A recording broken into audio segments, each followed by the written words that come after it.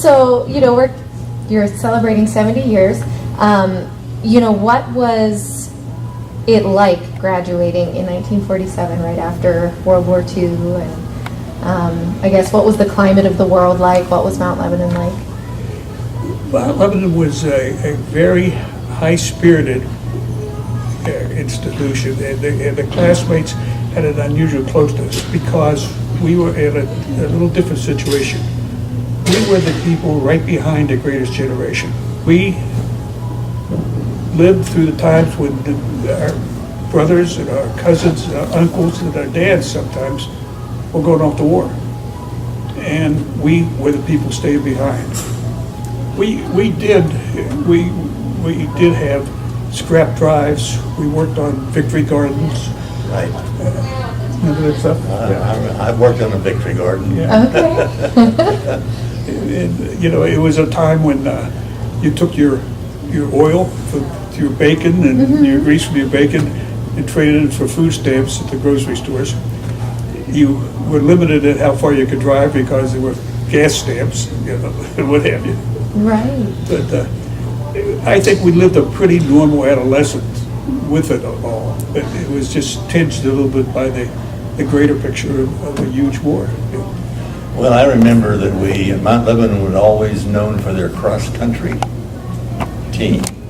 And maybe they still are, I don't know, but they used to win the state championship all the time. And so I remember that.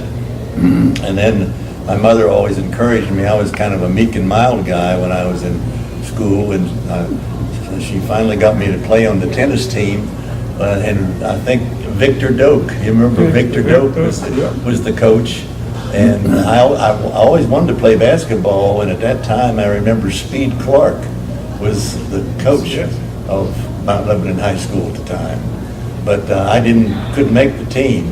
However, I did go on to college and made the Basketball Hall of Fame in my college. So Very cool. Our football team was undefeated, and our line, the center and the two guards, weighed 150 pounds. And we played in the Western Pennsylvania. We played some pretty tough teams. Coach Beckard made the comment afterwards that this was the lightest team he ever coached, but he never coached one that was so scrappy, so tough. So they were tough little guys, And we met in high school. I was selling newspapers, so he always tells everybody that he married somebody he met selling newspapers. But anyway, I don't know whether it's Mount Lebanon Lantern or one of those things, and those of us that were connected with those publications were told to sell the magazines or newspaper, whatever they were, I've forgotten, in the hall. And so he did meet me selling newspapers. And so then, sometime after that, he asked me for a date. And so anyway, that was 1947. We were married in 1950. I have to think.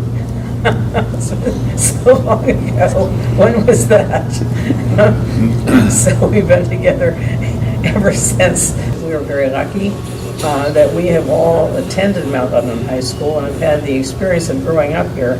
And I do think that the colleges when you apply to a college and you're from Mount Lebanon High School, I think that they seem to know, those admissions people, that we've had a good background for college. Wonderful. It's a very special place.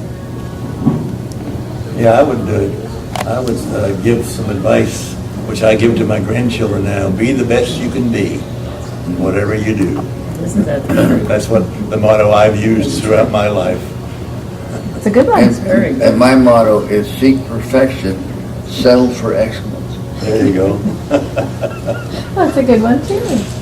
Well, I just had a grandson, start college, and I suggested to him that he look at college like a gold mine.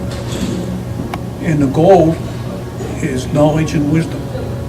And a lot of people go to gold mines and walk out with empty pockets. And you're in college and you're supposed to have fun. There'll be fraternities and good times and football games. But make sure you fill your pockets. It's gold. And it'll affect the rest of your life by how well you use that gold. Very good. Well, that's great.